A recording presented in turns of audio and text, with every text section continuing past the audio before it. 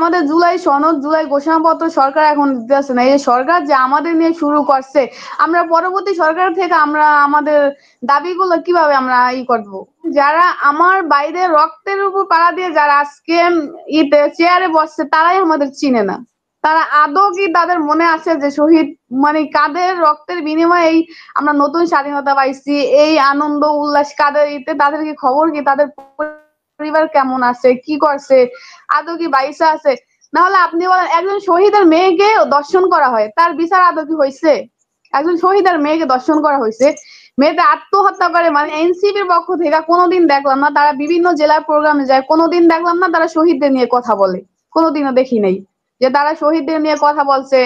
তাদের রাজনৈতিক বিষয়গুলো শুধু তারা উপস্থাপন করে, কিন্তু আমাদের শহীদদের নিয়ে এরা তারা ছাত্র জনতা, তাদের আমরা এনসিপি বলবো না, তারা আমাদের ছাত্র নেতা, তাদের ডাকে আমরা গেছি আন্দোলনে। তাদেরও তো উচিত ছিল আমাদের পাশে দাঁড়ানো, কিন্তু তারা পাশে দাঁড়ায়নি। আমরা যে শহীদ পরিবার, যে জায়গায় আমাদের শহীদ পরিবারদের সব জায়গায় সম্মানিত থাকার কথা ছিল, কিন্তু এখন আমরা যে শহীদ পরিবার এটা আমাদের পরিচয় দিতে আমাদের লজ্জা লাগে। মানে মানুষ আমাদের হাসির পাত্র মনে করে এখন আমাদের, যে আমরা শহীদ পরিবার। মানে সরকার আমাদের নিয়ে মানে যা তামাশা শুরু করছে, না হচ্ছে বিচার। এই যে আমি আমার ভাইয়ের একটা মিথ্যে মামলা হয়েছে, ওই মামলাটা আমরা করি নাই, কে করছে আমরা জানি না। আমি একটা মামলা করবো, সেই মামলার জন্য আমি প্রায় 7 থেকে 8 বার পর্যন্ত আমি ট্রাইব্যুনালে দৌড়াদৌড়ি করছি, কিন্তু তারা আমার মিথ্যা মামলাটাই করছে, কিন্তু তারা আমার সত্য মামলাটা নিতে আসছে না। বিচারের কথা বলি, বিচারের তো তাদের কোনো বিচারের কোনো অগ্রগতি নাই। এরকম যদি হয়, আমার তো মনে হয় যে একটা সময় আসবে আমার বাইরে যারা দেশের জন্য জীবন দিয়েছে তাদের জঙ্গলি বলে দাবি করা হবে। একটা সময় আসবে আমাদের শহীদ পরিবারদের জঙ্গলি বলে দাবি করা হবে। মানে এমন একটা পর্যায়ে আছে। এই সরকারের কি উচিত ছিল না আমাদের এই কয়টা মাত্র শহীদ পরিবার, আমাদের শহীদ পরিবারদেরকে নিয়ে বসা? ডাক্তার ইউনূসের কি উচিত ছিল না আমাদের করা? কিন্তু আমাদের কি সে 1 বছর হয়ে গেছে, আমাদের কি সে কি আদৌ খবর নিছে আমাদের? নেই। আমরা কেমন আছি, কি করছি, আমরা কি মানে আমাদের কি তাদের নেওয়া উচিত ছিল না? আমাদের খবরাখবর নেয় নাই। গেল এটা আমরা একটা প্রোগ্রাম অ্যারেঞ্জ করলাম, যে জায়গায় প্রোগ্রামটা অ্যারেঞ্জ করার দায়িত্ব ছিল তার এবং তাদের দেশে, সে জায়গায় আমরা নিজেরা ক্ষুদ্র সামান্য শহীদ পরিবার আমরা যে এই অনুষ্ঠানটা প্রোগ্রামটা করলাম, সে জায়গায় কি তার আসা উচিত ছিল না? আমরা প্রায় প্রত্যেকটা মানুষকে দাওয়াত দেওয়া হয়েছে আমাদের, কিন্তু তারা আসেনি আমাদের প্রোগ্রামে। আমরা আসলে জুলাইতে মানে কোনোভাবে কোনো খোঁজ খবর নেয়নি আপনাদের, মানে এই 1 বছরও তো নেয়নি, কিন্তু জুলাই মাসে সরকারের পক্ষ থেকে কেউ আপনাদের কোনো খোঁজ খবর নেয়নি? কোনো খোঁজ খবর আমাদের নেয়নি সরকারের পক্ষ থেকে। এই যে আপনাকে বললাম না, এখন যদি আমরা শহীদ পরিবার বলতে যাই তাহলে আমাদের হাসির পাত্র হইতে হয় সব জায়গায়, যে তোমরা কিসের শহীদ পরিবার? সরকার কি এখনো আমাদের জুলাই সনদ, জুলাই ঘোষণাপত্র সরকার এখন দিতেছে না। এই সরকার যে আমাদের নিয়ে শুরু করছে, আমরা পরবর্তী সরকার থেকে আমরা আমাদের দাবিগুলো কিভাবে আমরা করব? আমরা আশা করব কিভাবে যে পরবর্তী এই সরকার আমাদের সরকার, কিন্তু এই সরকার আমাদের নিয়ে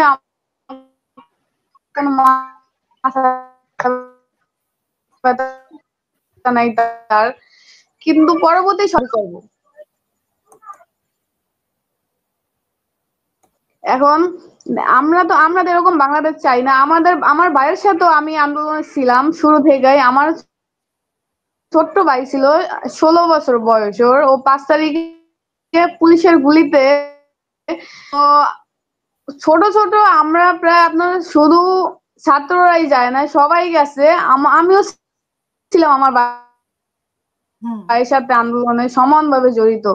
কিন্তু আমরা সবসময় আমরা তো এই বাংলাদেশের জন্য করি নাই, আমরা এই বাংলাদেশের জন্য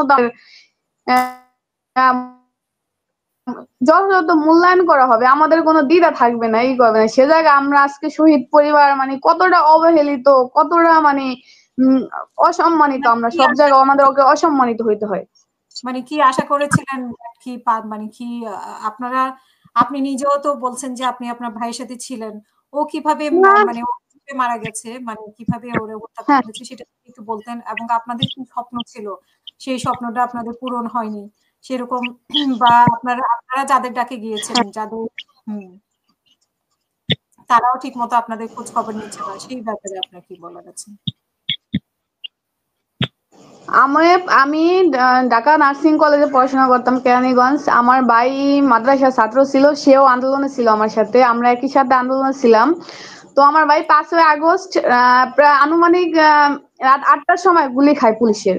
ও বংশাল থানার সামনে থেকে পুলিশের গুলি খায় আমার ভাই।